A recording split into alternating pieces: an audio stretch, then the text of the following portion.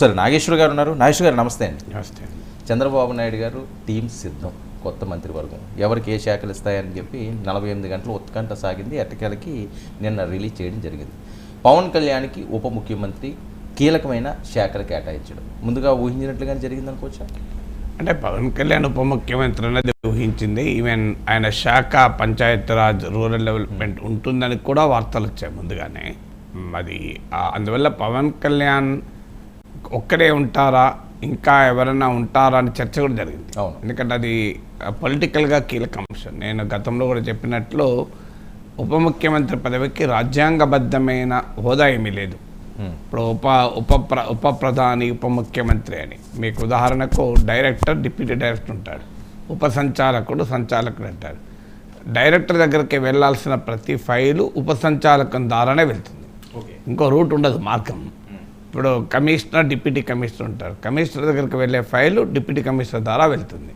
కానీ ముఖ్యమంత్రికి వెళ్ళే ప్రతి ఫైలు ఉప ముఖ్యమంత్రి ద్వారా వెళ్ళదు.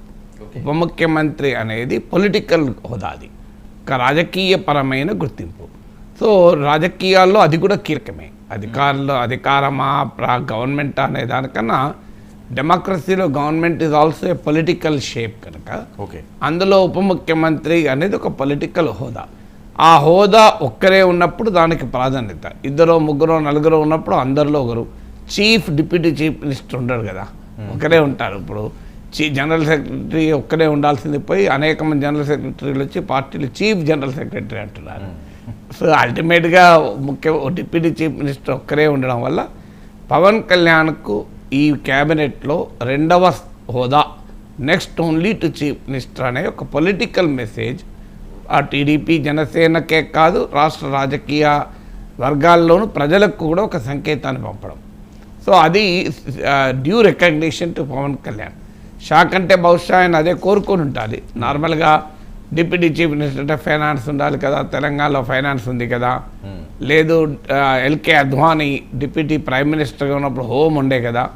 సో ఫైనాన్స్, హోమ్ అనేది రాష్ట్రంలో 2 కీలకమైన శాఖలుగా భావిస్తాం. అందువల్ల ఉండాలి కదా అంటే నాట్ నెసెసరీలీ. ఫైనాన్స్, హోమ్ ఎంత ఇంపార్టెంటో రూరల్ డెవలప్మెంట్, పంచాయతీరాజ్ కూడా అంతే ఇంపార్టెంట్ కదా. సో ఏ శాఖలైనా చేయగలిగితే అద్భుతాలు చేయొచ్చు. సో అందువల్ల పలానా శాఖ ఇంపార్టెంట్ కాదు అనే కంక్లూజన్ పూర్తిగా నిజం కాదు. కోర్స్ మీకు ఫైనాన్స్ కన్నా ఇంకో చిన్న శాఖ ఉంటుంది, గృహ రోడ్లు, భవనాలు. సో అనే కంపారిజన్లు చేయొచ్చు. బట్ ఆ రోడ్లు, భవనాలు కూడా చాలా చేయొచ్చు చేయాలనుకుంటే. సో అందువల్ల బట్ స్టిల్ కొన్ని శాఖలకు గుర్తింపుగా భావిస్తాం. ఆ భావనలో చూసినా కూడా గ్రామీణాభివృద్ధి తక్కువేం కాదు, పంచాయతీరాజ్ గ్రామీణాభివృద్ధి తక్కువేమీ కాదు. కనుక పవన్ కళ్యాణ్ ఉప ముఖ్యమంత్రిగా, అలాగే ఒక కీలకమైన గ్రామీణాభివృద్ధి శాఖ మంత్రిగా ఆ పొలిటికల్ రికగ్నిషన్ ఈ శాఖలో వచ్చింది. 2వది మరో ముఖ్యమైన వ్యక్తి ఈ క్యాబినెట్లో నారా లోకేష్. ఒకవేళ జనసేనతో పొత్తు లేక టీడీపీగానే ప్రభుత్వం ఏర్పాటు అయి ఉంటే డెఫినెట్గా ఎవరు అవునన్నా కాదన్నా, చెప్పినా చెప్పకపోయినా, డిప్యూటీ చీఫ్ మినిస్టర్ అయినా కాకపోయినా నారా లోకేష్ సెకండ్ ప్లేస్లో ఉండేవారు కదా. సో అందులో 2017-19లో లోకేష్ మంత్రిగా ఉండడము, ఇప్పుడు మంత్రిగా ఉండడంలో చాలా తేడా ఉంది. అప్పుడు ఆయన ఎమ్మెల్సీగా మంత్రిగా వచ్చాడు, ఇప్పుడు ప్రజల నుంచి ఎన్నుకోబడి మంగళగిరి నుంచి ఎమ్మెల్యేగా భారీ మెజారిటీతో గెలిచి వచ్చాడు.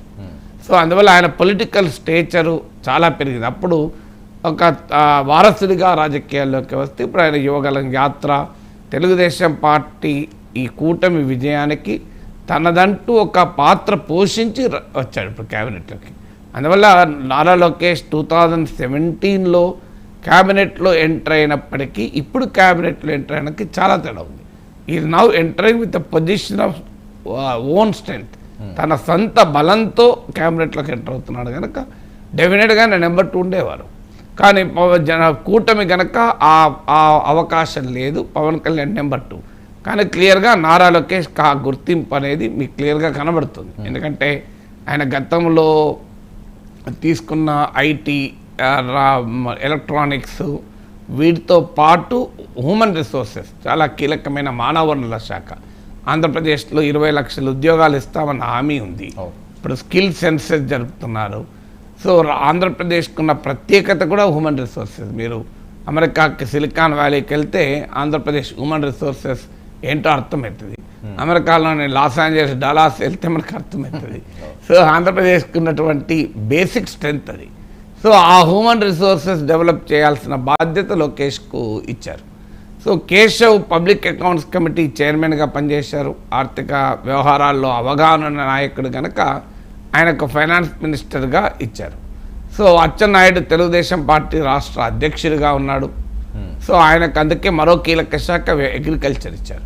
సో అందువల్ల ఇలా శాఖల్లో మీకు వారికి ఉన్న ఆసక్తి కావచ్చు. చాలా సందర్భాల్లో ఏం చేస్తారంటే ఒకటి వారి నేపథ్యం చూస్తారు. ఇప్పుడు ఆ ఫీల్డ్లో వాళ్ళకు ప్రత్యేకమైన నైపుణ్యం ఉందనుకోండి. ఇప్పుడు ఐటీ రంగంలో, ఎలక్ట్రానిక్స్ టెక్నాలజీ రంగంలో డెఫినెట్గా Lokesh is more competent, more ఆ నేపథ్యం ఉంది కదా.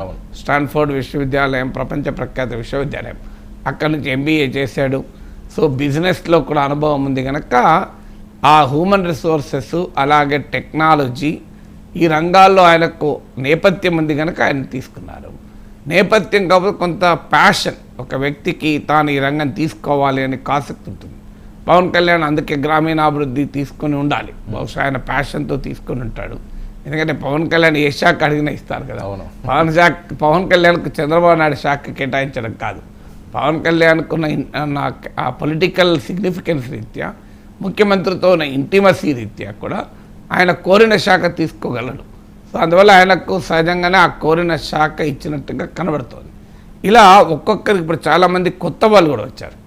సో ఈ కొత్త వాళ్లకు కూడా ఆయా శాఖలు కేటాయించాలి. ఇప్పుడు కేశవ్ కొత్తవాడైనా ఆయనకు ప్రియర్ ఎక్స్పీరియన్స్ ఉంది, లెజిస్లేటర్గా ఎక్స్పీరియన్స్ ఉంది. పబ్లిక్ అకౌంట్స్ కమిటీ చైర్మన్ అంటే దాదాపు ఆల్టర్నేట్ ఫైనాన్స్ మినిస్టర్ లాగా, సో షాడో ఫైనాన్స్ మినిస్టర్ లాగా. ఎందుకంటే పబ్లిక్ అకౌంట్స్ కమిటీ చైర్మన్ అప్పటి ప్రతిపక్ష నేత ఉంటాడు. ప్రభుత్వ పద్ధతుల్ని కాగ్ రిపోర్ట్లు వచ్చాక ఆ కాగ్ రిపోర్ట్ల ఆధారంగా సమీక్షిస్తారు. సో అది ఒక రకంగా షాడో ఫైనాన్స్ మినిస్టర్ లాగా. సో అందుకే ఆయనకు ఇప్పుడు మళ్ళీ ఫైనాన్స్ మినిస్టర్ కేటాయించారు. సో లాస్ట్ మంత్రివర్గంలో కూడా ఉమెన్కు హోమ్ మినిస్టర్ ఇచ్చారు. మీరు సుచరితకు అప్పుడు హోమ్ మినిస్టర్ ఇచ్చారు. సో ఆ హోమ్ మినిస్టర్ ఇచ్చిన అధికారం ఇవ్వలేదన్న విమర్శ కూడా అప్పుడు ప్రతిపక్షంగా తెలుగుదేశం చేసింది. మీకు ఈ సాంప్రదాయం వాస్తవంగా రాజశేఖర రెడ్డి హయాంలో మొదలైంది. సో సవితా ఇంద్రారెడ్డిని హోమ్ మినిస్టర్గా చేశారు.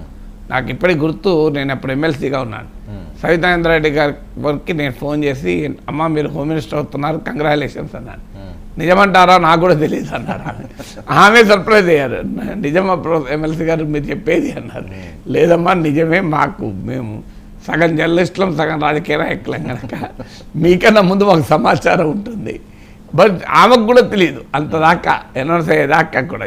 ఆమెకేమైనా ఇండికేషన్ ఉండొచ్చు, లేదన్న అనలేను, కానీ బట్ ఫుల్లీ కన్ఫర్మేషన్ లేదు నేను ఫోన్ చేసే సమయానికి. సో అందువల్ల అలా ఉమెన్ హోమ్ మినిస్టర్ చెయ్యాలి అనేటువంటి కాన్సెప్ట్ రాజశేఖర్తో మొదలైంది. జగన్మోహన్ రెడ్డి కంటిన్యూ చేశాడు, చంద్రబాబు నాయుడు కూడా కంటిన్యూ చేశాడు. అంటే తెలుగుదేశం పార్టీ చరిత్రలో ఇది మొదటిసారి కదా సార్, ఎన్టీ రామారావు గారి దగ్గర